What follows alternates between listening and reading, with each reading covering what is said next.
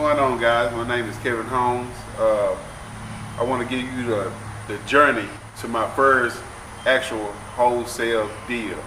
I haven't did anything right now. I've been studying for the last, ever since January. I don't know how many months that is, but I've been studying ever since then, and I think I got enough information to provide and work myself to actual that first wholesale deal. So that's what I'll be giving to you, and you will be seeing the good, the bad, and the ugly.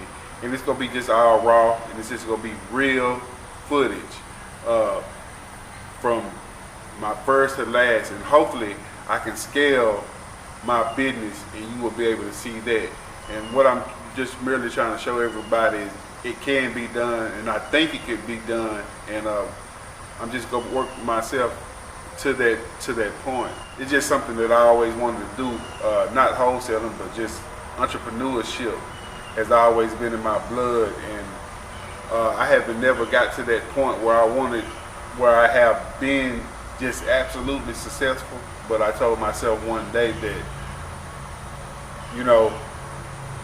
actually how it all began is I sat down one day and I said, man, the first thing that I come through on YouTube, that's what I'm gonna be doing. And lo and behold, I was just scrolling through YouTube one day, and wholesaling is the first thing, just popped in my mind. So, and it absolutely scared me because it takes courage to go in and ask people for discounts on their houses and properties, and you're scared of the feedback and all that kind of stuff. But I said that I was gonna do it, and I've been sticking strong to that. I have been on the first couple of wholesale deals. I hadn't had anything to shake right now, but that's what this video is about. It's just to come to you and give you just the live footage and raw and uncut of my first actually wholesale deal. I haven't made that yet, but I'm gonna allow you to see that and go on the journey with me. Okay, guys, I might have left out a few things. My market is East Texas, and I'm from a town called Mount Pleasant, Texas. We roughly probably have, I don't know, maybe about 18,000 people in our city, and I'm not saying that it's not enough to wholesale in or whatnot. I think a wholesale with a good deal will work anywhere, but I want to give myself a bigger platform, and I will be moving to the next city, which is moving my market to the next city, which would be Longview, Texas. It's roughly probably it's not bigger than a city like Dallas or nothing, but it probably has like 80,000 people in it, and I think that that in itself will give me a better chance of getting my first wholesale deal. At the same time, I will be doing some things down here in Mount Pleasant. If I come across an opportunity, like I said, I'll probably be in on a couple of wholesale,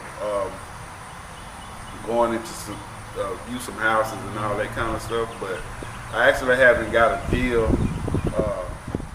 where I live at right now, so I'll be moving over to a bigger place. And there's a couple of other towns around that I'll be moving in, but I want to start off into Longview, so that'll be my market.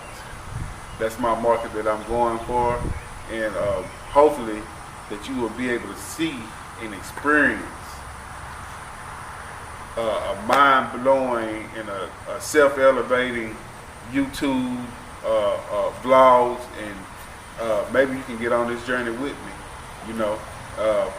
You will be able to see us scale up our what's now. Absolutely, we started from nothing right now. I mean, with little to no cash at all. So, and but I really do think this right here would work. We just go put it to the test, and I appreciate you for watching. So we're gonna start out in Sunrise, driving for dollars. But yeah, we would be starting out in my neighborhood where I was born and raised, on the east side of town, which is Sunrise. We call it Sunrise, Texas, man. A lot of memories back then. It used to be a like rough neighborhood back in the day. Growing up, real rough. Matter of fact, I was shot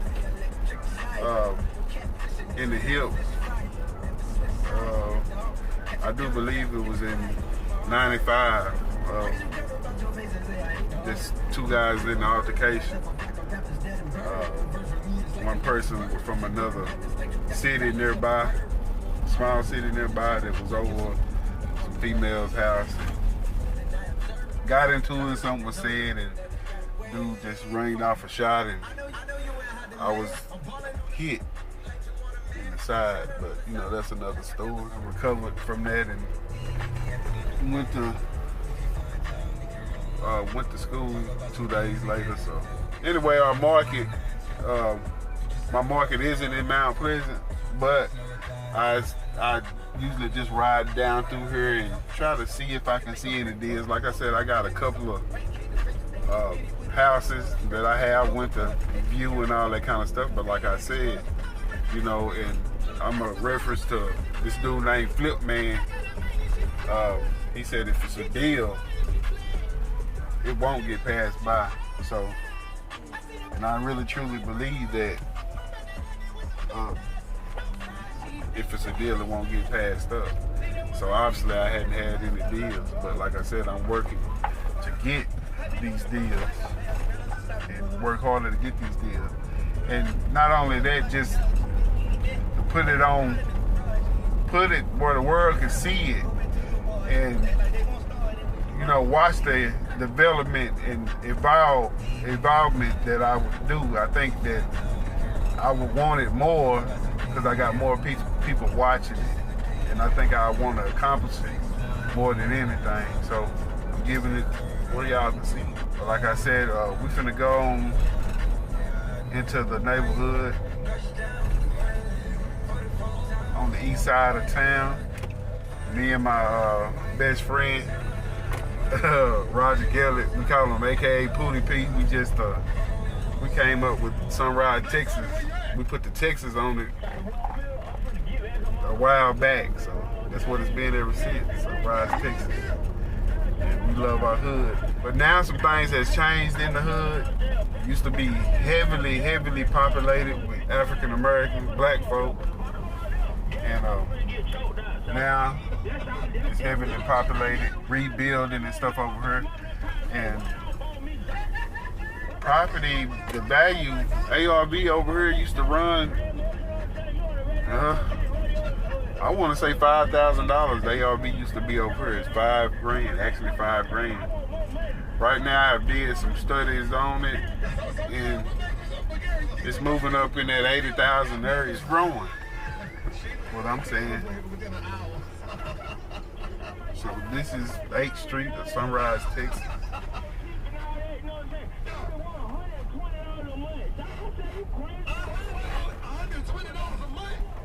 This house right here was just sold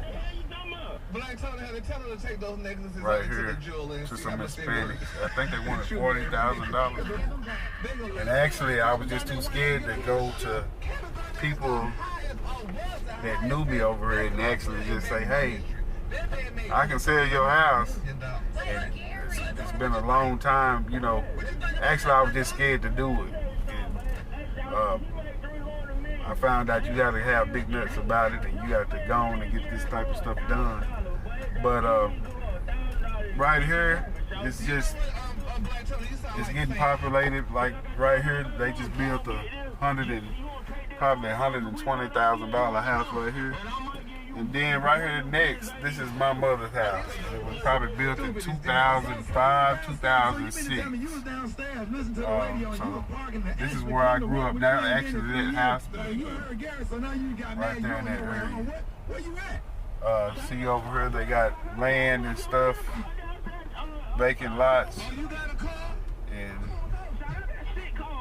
actually, right here at this house, this is the house I'm supposed to be getting right here. I'm supposed to be getting up, so I got an attorney calling me. I knew this girl growing up. Her father passed away, and I had a friend also that passed away, a dear friend. Rest in peace, John Earl. But they all stayed right here, and I stayed. I mean, I came up here, and her mother kept me while I was growing up. So it was just a small, tight community.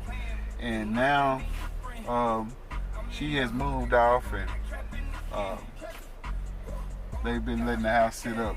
As you notice, you see it's kind of vacant. The grass has just freshly been cut, and the leaves had just been, worn off the house, but it was all bushy and stuff. So that's what type of stuff you look for is vacant houses. Vacant houses that has grass growing up that don't look like it's been maintained. So that's probably, what you think would, be vacant. And no one is staying in it. And those the houses that is essential to your business. You got to look for those type of houses, because those type of houses give you the leads of people that's probably in distress and maybe need the money. They just don't know how to go about doing it. So we go check this out, and we hopefully the attorney will be getting in touch with me in the next week or so. So hopefully I got that house right there. House been built, new house has been built, $120, $130 house. So as you see, there's quite a few houses that's been freshly built, and they still is actually building over here. So that's why I'm trying to get over here. But some of the houses that I can't get in touch with, besides this one back here that I was telling you about. Got a for sale sign right here. Now on this street is where they really gentrified it right here. I mean, up here in the beginning, actually this is my classmate house right here, and it's for sale for $92,000.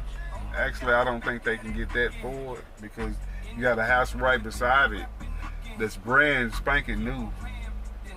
Probably was $130,000. So, but it's heavily populated with Hispanics that's moving in and really doing the community some good. I just wish more of us black people would get together and kind of do our thing and come up as well. But as you see around, we got construction workers that's working on houses. And then that's what you want to look for as well. Is, construction workers, they can probably, when you get off into their business, they can help you fix and flip.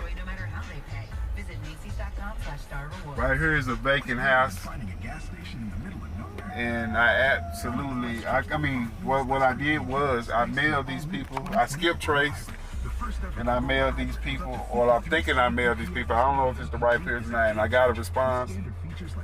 Well, I do know it wasn't the right person. I got a response, and it wasn't the right person, so I'm still looking to try to get that house right there. But we're finna come up on a 2-bedroom, 2-bedroom house. I think it was a Jim Walker, or Jim Walter, however you say it. But this house right here, you look for houses like that. It's been in distress. You see the door is absolutely just open. And I talked to the seller. I mean, not seller, because she don't want to sell, but I talked to her, and she don't want to sell just yet. She told me that she'd get back. So it's kind of people over here that's not wanting to sell. It's kind of on the iffy side, and some of the people that I can't get in touch with, but I got to do a better job. Okay, guys, we're back in my La Casa. This is what I was going to tell you about. That is essential to the game, and it's called the tax delinquent list. And where you get these lists at is go to your Titus County tax office, the assessor website, or whatnot, and you request these lists. Now, some people will tell you that in the office that you can't get these lists, but you just got to keep on trying. You got to keep on trying, because some people just don't know. And I was able to, since I was marketing off into Longview, I will get a tax delinquent list offered to Longview. So what I did was call the tax office, the tax place, and I asked for a request for this list. A couple times I had a little bit of no's or whatnot, but for the most part, it was fairly easy. And she told me it would be $25, and I had to write a signed letter stating exactly what I want, to be precise what I want. So what I asked for was taxes that's been behind for the past 2 years. That's what you want on delinquent taxes. Taxes that has been behind for the last 2 years.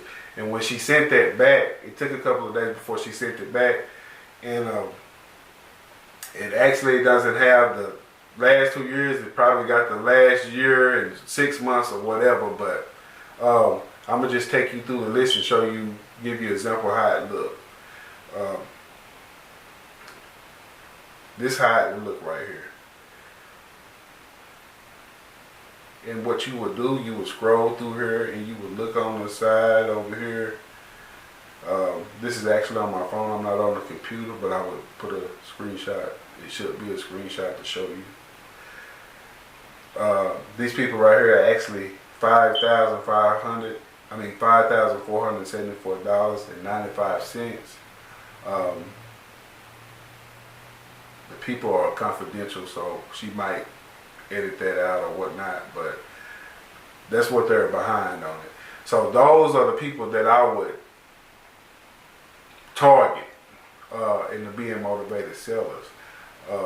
It also has on her that's the total due, the 5,000, and that's from 2012 to 2018. So that'll give you a pretty good lead right there. You can call them, you can either skip trace them, or maybe you could mail a letter out. And that's what I'm gonna do. Roughly, I'm gonna try to mail out 100 letters a week. Hopefully that my finances can cover that, since I'm working on a budget, but I'm gonna mail out 100 letters a week. I'm working at a tax list of Longview itself with about 10,000 people. And like I said, all of these won't be leads, because as you see, you scroll down here, you have people back taxes at $673, $838, $720, $3.80. More than likely, they're going to pay that, you know. So they're not going to be leads. What you look for are those 2,000s and that 3,000. That's where your big ball game is going to be, and probably somebody being more motivated than others. So you would want to look for those. Like I said, these small numbers and 45 cents and stuff like that, you know, there's a big chance that they're not even looking. They just behind, you know, for somewhat unknown reason for that small amount. That probably, but even when it gets to 1,000 or 2,000, it'll be just your choice to go in and just look at that. So you might want to cold call these people, skip trace them and cold call them. Like I said, we'll get off into skip tracing and cold calling another time. And I'll probably be using a software called CallRail. Just depending on how my budget goes, but that track calls, and it allows those people to call you after you call them and tell them what you're looking for or whatnot, and it actually records these conversations. So they'll give a description of what's the name. You can how the house looks and all that kind of stuff, and that'll be in the recording. And what you can do is you don't have to seem lost when you call those people back. You can actually call them and know what you're talking about. It won't be like a mysterious call and be like, who is this and such, but it keeps up with those calls. So I might get into that site called CallRail, just depending on how the budget goes. But for the most part, this is a tax delinquent list. It's a list of 10 or 11,000 people. Like I said, you got plenty of work, but that's what it's gonna take. It's a numbers game. That's what it's gonna take for you to generate these leads and get these leads. Like I said, all of them will not be leads. I repeat, all of them will not be leads. But you have a big chance, the more people you mail out and ask about their property or whatnot, especially if they're behind $5, $6, $7,000 and they hadn't been paid in 5 or 6 years. Those are the people you want to look for if it's not already in foreclosure or whatnot. So just be on the lookout. Once again, this is a Gregg County delinquent tax list, and that's what you want to look for. The rest of your natural life, waking up and going after it. Waking up, waking up, waking up, waking up and going after it.